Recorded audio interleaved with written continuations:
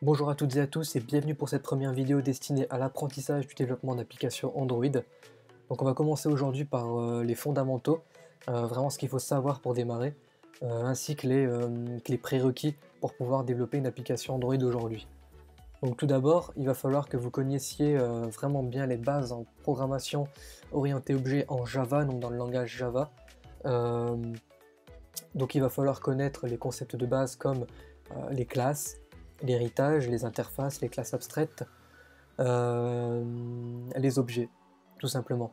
Donc vraiment connaître ces principes-là. Si vous les connaissez pas, je vais vous inviter à regarder, à aller voir la chaîne des Teachers du Net, qui est une super chaîne en fait, qui a un cours complet Java de débutant à très intermédiaire. Et c'est très très bien expliqué, très bien foutu, ça va à l'essentiel, et je vous mets le lien dans la description. Il va falloir ensuite télécharger le logiciel Android Studio, qui est le logiciel officiel pour pouvoir développer une application Android, donc qui est l'environnement de développement intégré pour développer des API Android. Il est disponible sur toutes les plateformes Mac, Linux, PC et pour ma part il fait 425 MB. Donc sous Windows par exemple, vous pouvez télécharger une version à 1,8 Go pour éviter par la suite d'avoir des téléchargements supplémentaires pendant l'installation du soft. Donc moi j'ai déjà téléchargé Android Studio et on va démarrer ensemble un projet.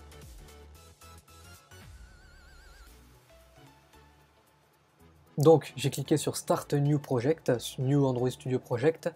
Ici j'ai la possibilité de lui donner un nom, de lui donner un nom de compagnie et lui mettre, enfin un nom de société en fait, et lui donner une location, donc à l'endroit où on veut le sauvegarder. Donc moi je vais l'appeler Hello World. Vous avez la possibilité d'inclure un support en C++ si jamais vous faites déjà du C++. Donc il est possible de rajouter du code C++ dans Android, mais bon, moi je ne connais absolument pas ce langage. Alors ici, donc il y a un point assez intéressant, donc qui est le minimum SDK. Donc en fait, ce qui correspond à chaque version d'Android ici. On démarre de 2.3 jusqu'à 7.1.1, donc qui est la toute dernière version à ce jour, qui d'ailleurs est répartie sur très peu de mobiles aujourd'hui. Ce qui est intéressant aujourd'hui, c'est de trouver un bon compromis et de démarrer, de développer pour une version qui couvre un grand parc. C'est-à-dire que le minimum SDK, c'est la version minimale sur laquelle pourra tourner votre application. C'est-à-dire que si je sélectionne l'API 16 Android 4.1 Jelly Bean et que quelqu'un qui a 4.0.3 voudrait exécuter mon application, ce ne sera pas possible. Par contre, s'il y en a un qui a 4.4 ou 5, il pourra largement. Moi aujourd'hui, en ce moment 2017, ce que je fais, c'est que je démarre en 4.1, même si on pourrait très largement démarrer en 4.4. Donc voilà. On peut aussi à connaître les chiffres vraiment détaillés de tout ça en allant sur le dashboard d'Android. Donc le lien, je le mets dans la description, c'est assez intéressant à voir. On nous met des petits graphiques et tout pour nous montrer la répartition des versions sur le parc Android. Et on va cliquer sur Next. Ici, on nous présente des templates fournis par Google, donc pour nous permettre de démarrer une application plus rapidement. J'ai tendance à démarrer par une application complètement vide et de démarrer de zéro. Néanmoins, c'est assez intéressant de commencer à regarder un petit peu ce qu'ils proposent pour pouvoir voir un petit peu comment ça fonctionne, comment Google propose ces différents modules et aussi connaître les meilleures pratiques. Donc moi, je vais sélectionner une activité vide, donc Empty Activity, Next. Et là, je vais pas me prendre la tête, je vais laisser tel quel. Donc, l'application démarre et se charge.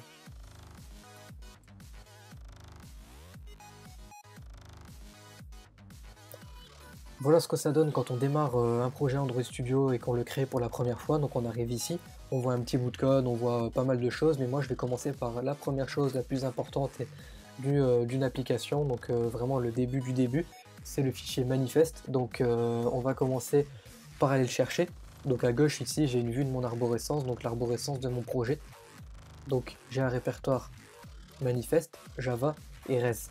Manifeste contient mon fichier manifeste, Java contient mes classes, et Res contient toutes mes ressources, mes images, mes audios, mes écrans, et bien plus encore. Donc nous, ce qui nous intéresse, c'est le manifeste, donc on va ouvrir le répertoire et on va accéder au fichier. Et on va voir un peu comment ça se présente, comment ça se structure. Donc on peut voir que c'est un fichier .xml, donc c'est un langage de balisage très proche du HTML, donc qui est plutôt utilisé pour la structuration de données. C'est vraiment utilisé partout. Donc, vous connaissez sûrement déjà le XML, mais si vous ne connaissez pas de panique. Donc on commence par la balise de base manifeste qui définit le fichier.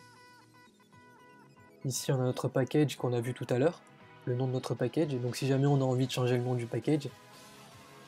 Et là on a notre balise application qui définit notre application. On va pouvoir définir une icône, le nom de l'application, donc moi ça s'appelle Hello World. Une icône de type ronde, donc on a une icône classique et une icône circulaire. Le thème, donc le thème de l'application. Donc en fait le thème c'est ce qui va correspondre vraiment aux couleurs. Est-ce que l'application elle est en plein écran, donc en fait est-ce qu'on affiche la barre de statut ou pas, pas mal de choses comme ça. Et ici qu'est-ce qu'on a? Une activité, une balise activity. Alors pourquoi il y a une balise activity? Déjà une activité en français, ce qu'il faut savoir c'est que c'est le conteneur principal d'une application Android. Chaque application Android a au moins une activité. Donc pour notre part, enfin pour ma part et pour nous en fait, quand on démarre un projet, on démarre avec une activité de base qui s'appelle Main Activity, qui est en réalité la première activité de l'application. Elle est définie comme l'activité de base, l'activité qui sera lancée en premier, grâce à la balise Intent Filter, avec action et catégorie qui définissent Main et Launcher, donc qui je me répète, définissent le point d'entrée du programme. Donc c'est cette activité, Main Activity. Donc veillez à bien laisser ça comme ça. Si vous supprimez la balise Intent Filter, et bien Android Studio ne trouvera pas l'activité par défaut de l'application et ne voudra tout simplement pas lancer l'application.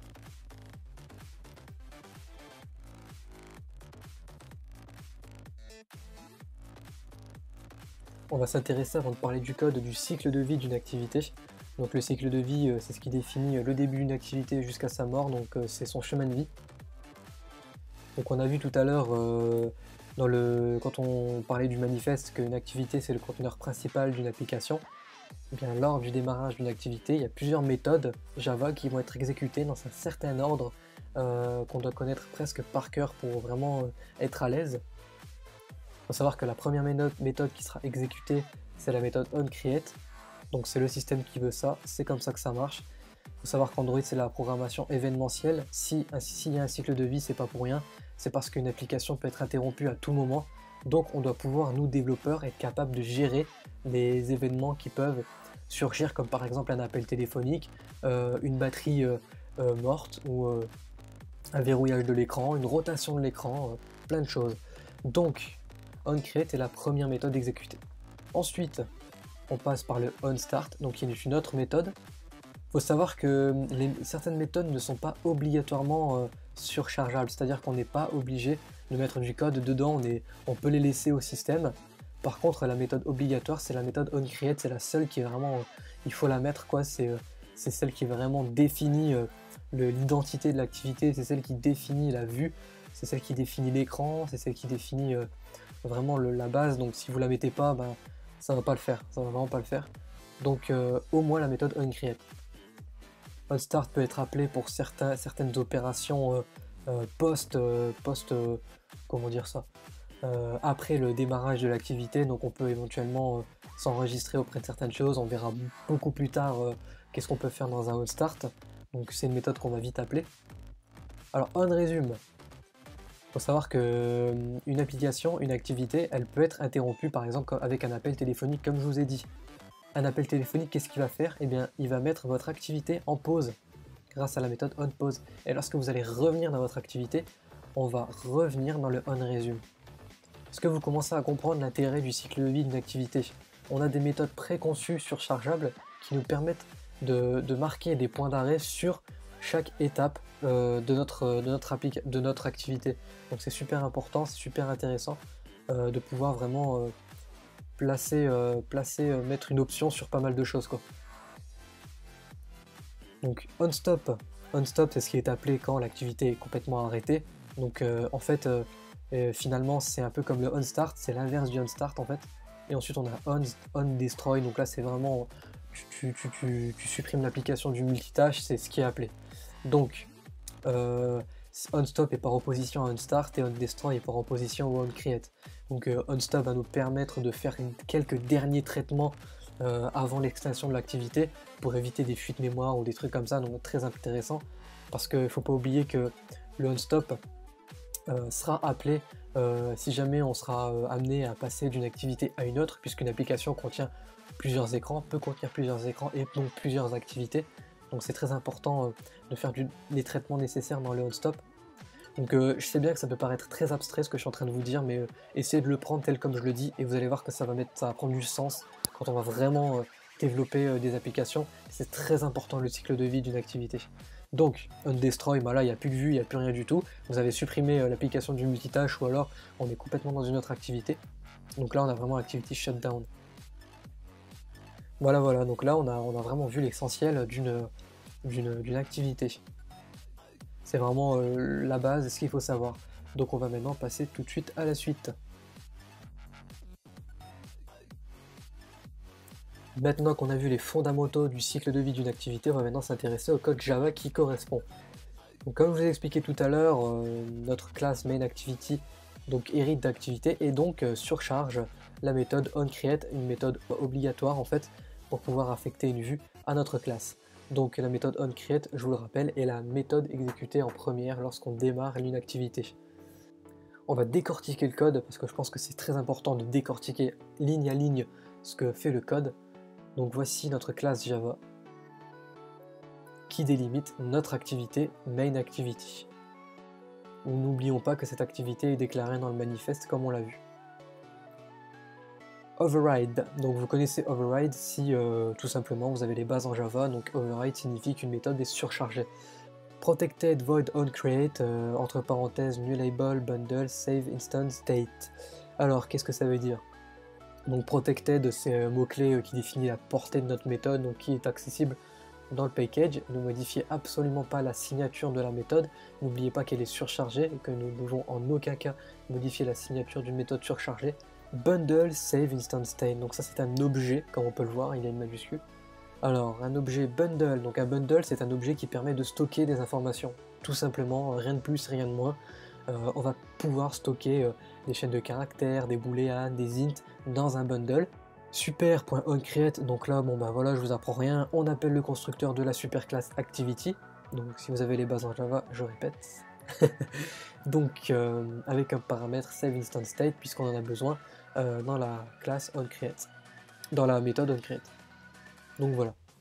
Et là, le plus important, set content view r.layout activity main, qu'est-ce que ça veut dire? Ça veut dire que j'affecte à ma classe main_activity héritante de activité la vue activity main.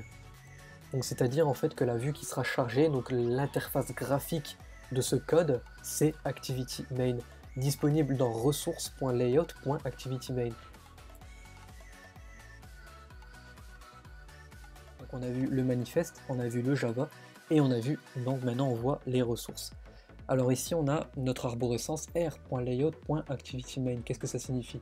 R ça signifie le package ressources. Si je déplie, on peut voir un dossier layout. Et si j'ouvre le dossier layout, je vois activity-main, activity main, tout simplement. C'est comme ça que ça fonctionne. Si je me rends dans mon activity main, qu'est-ce que je vois? Et c'est tout simplement l'écran de mon application.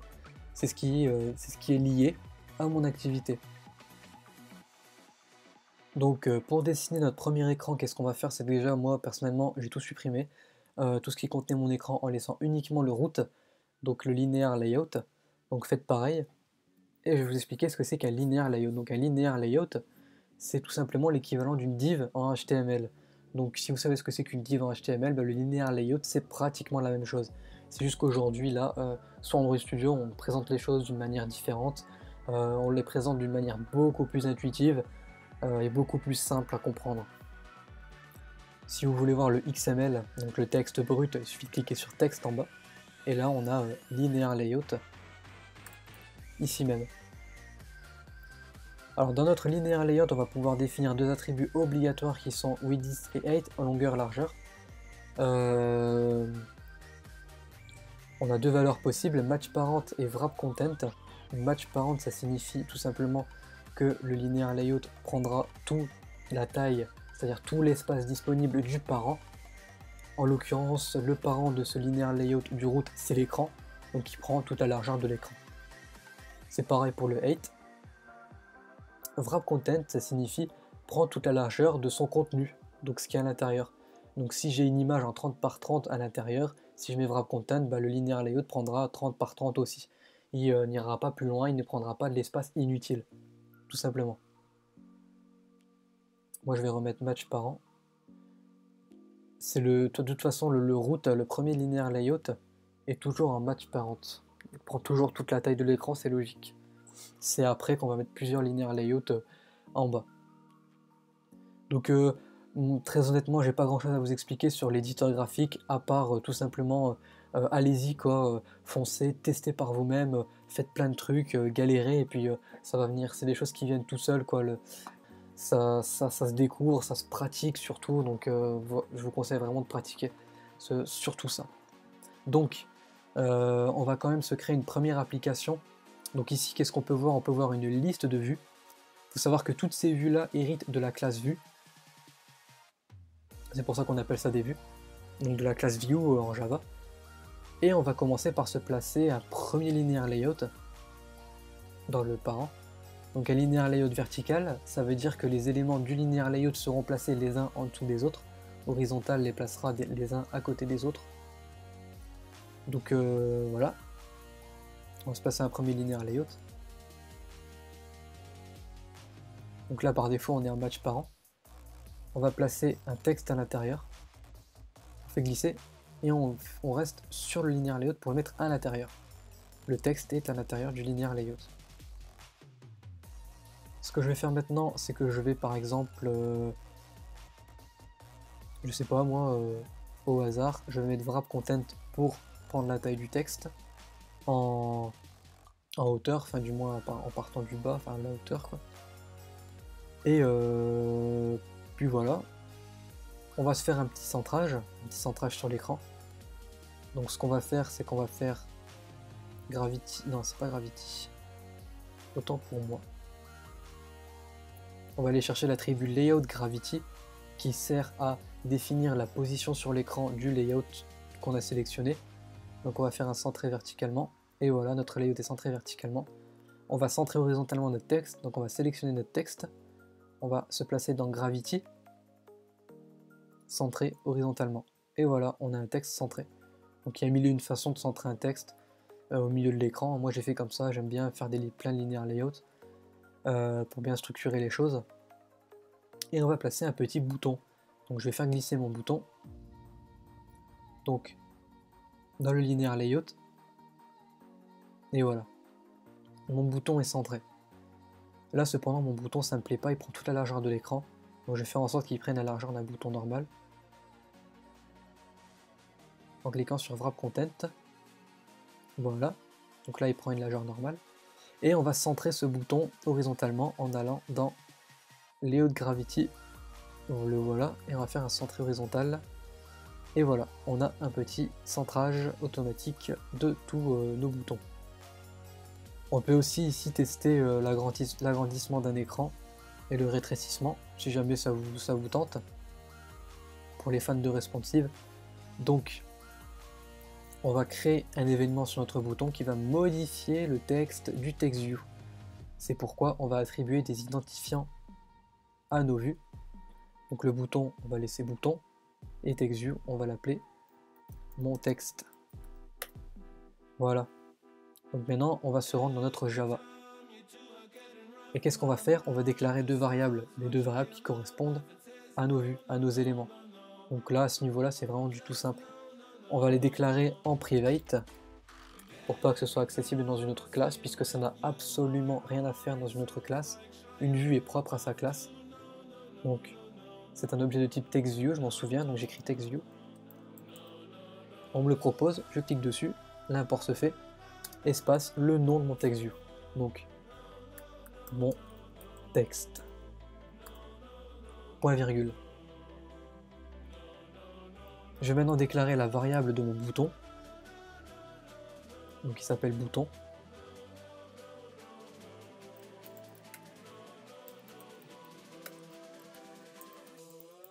Mon bouton, donc ça c'est le nom de la variable.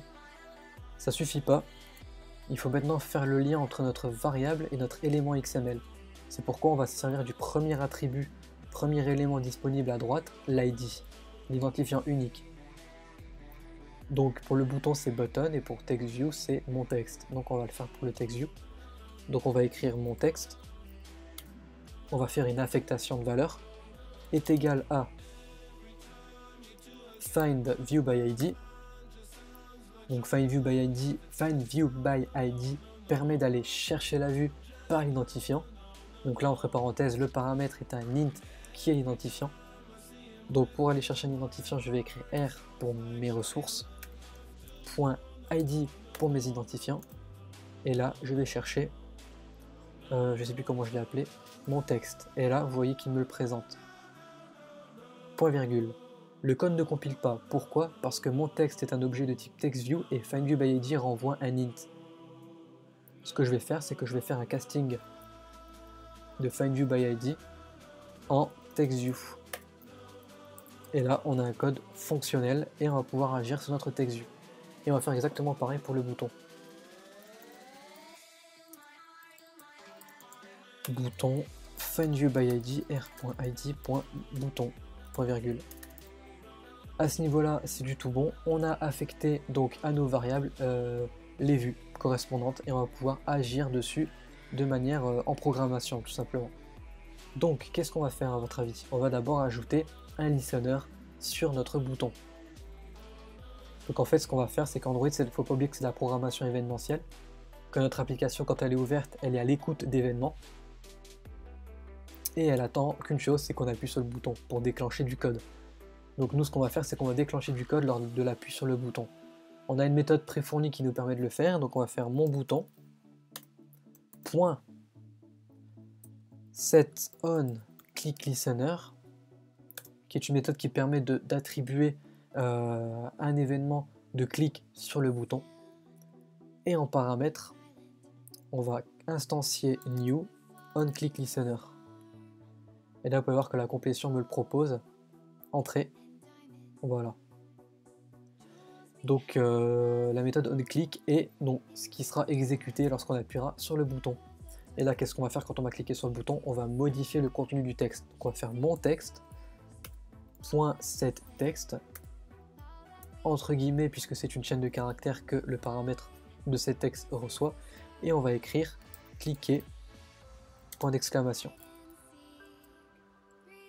Et voilà, on a créé notre première application, il ne nous reste plus qu'à la lancer.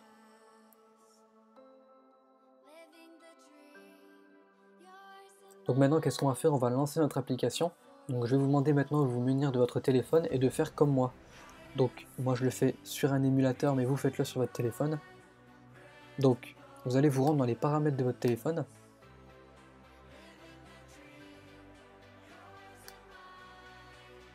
Vous allez descendre tout en bas.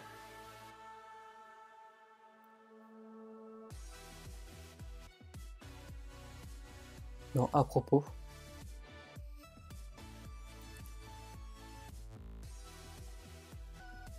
Et vous allez avoir un numéro de build et vous allez cliquer plusieurs fois dessus. Et en fait, il va vous dire, vous afficher un petit toast en bas en disant il vous reste plus que 7 étapes avant de devenir un développeur, et à la fin, vous aurez activé un nouveau mode qui est le mode développeur. Donc c'est un mode qu'il faut obligatoirement activer pour pouvoir commencer à lancer des applications sur votre téléphone. Vous allez vous rendre dans le menu options pour les développeurs. Vous allez descendre. Et dans la section débogage, vous allez cliquer sur débogage USB et vous allez activer. Ce qui permet en fait de débugger des applications sur votre smartphone et du coup de les exécuter. Voilà, c'est tout ce qu'il fallait faire pour lancer une application sur Android. Vous pouvez quitter les paramètres. Maintenant vous allez pouvoir exécuter votre application. Donc par contre, veillez attentivement à autoriser le téléphone à exécuter des applications donc sur l'ordinateur. Donc un message va s'afficher sur votre téléphone en disant voulez-vous autoriser cet ordinateur? Vous répondez oui, mettez oui. Donc on va lancer l'application sur l'émulateur. Pour ma part, c'est sur l'émulateur.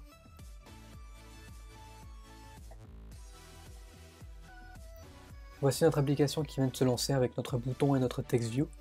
Donc on va maintenant afficher un message en cliquant dessus comme on a fait tout à l'heure. On clique et voilà, cliquer apparaît. Donc on a créé notre premier événement, notre première application Android. Voilà. Donc du coup c'est la fin de ce tutoriel. Je sais qu'il a duré extrêmement longtemps, mais c'était nécessaire pour poser les bases. J'espère que ça n'a pas été trop long ni trop chiant. J'ai essayé d'être le plus concis, le plus rapide surtout possible. Mais voilà, il y avait trop de notions importantes et j'en ai même manqué. Donc voilà, n'hésitez pas à vous abonner à la chaîne pour les prochains tutos. Et surtout, mettez un commentaire si jamais vous voulez d'autres tutos, voilà, s'il y a d'autres trucs que vous désirez. Il n'y a pas de souci avec ça. Et puis moi, je vous dis une très bonne journée à vous, une bonne soirée ou une bonne nuit. Salut tout le monde!